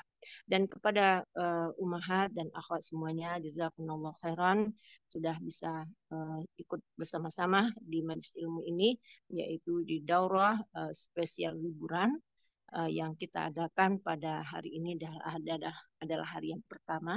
Semoga ada sambungan dari ustadz yang lainnya ataupun ustadzah yang lainnya insyaallah taala. Tetap ikuti informasi ataupun hari-hari kajian kita selama liburan ini dan jangan sampai terlewatkan. Kemudian kepada para musyafaat, kemudian juga para petugas yang telah bekerja pada hari ini, yang sudah bertugas hari ini, jazakumullah khairan kami Ustazah ucapkan kepada ibu semuanya. Barakallahu fikum jami'an, mungkin sampai ini saja dulu. Alhamdulillah karena Ustazah dalam safar, semoga kita semua diberkahi Allah dan ilmu yang kita dapatkan menjadi ilmu yang bermanfaat adanya. Dan kita terus semangat dalam belajar Al-Quran, membaca Al-Quran, menghafal Al-Quran. Amin ya rabbal alamin, sehingga kita menjadi ahlul Quran. Nah, kemudian mungkin ini saja. Jazakumullah khairan. Barakallahu fikum jami'an. Subhanakallahumma wa bihamdika asyhadu an la ilaha illa anta astaghfiruka wa atubu ilaik. Wa sallallahu ala nabiyyina Muhammad wa ala alihi washabbihi ajmain. Assalamualaikum warahmatullahi wabarakatuh. Waalaikumsalam warahmatullahi wabarakatuh. Fi amanillah Ustazah, semoga lancar perjalanan Ustazah, bisa sampai ke tujuan dengan sehat selamat semuanya dan dimudahkan semua urusan Ustazah di sana. Baiklah, ummahat wa akhwati fillah, akhir kata kami selaku pembawa acara mohon maaf atas semua khilaf dan kekurangan kami selama memandu acara ini. Sampai jumpa lagi insyaallah pada waktu yang semoga jauh lebih baik lagi nanti. Subhanakallahumma bihamdika asyhadu an la ilaha illa anta astaghfiruka wa atubu ilaik. Assalamualaikum warahmatullahi wabarakatuh.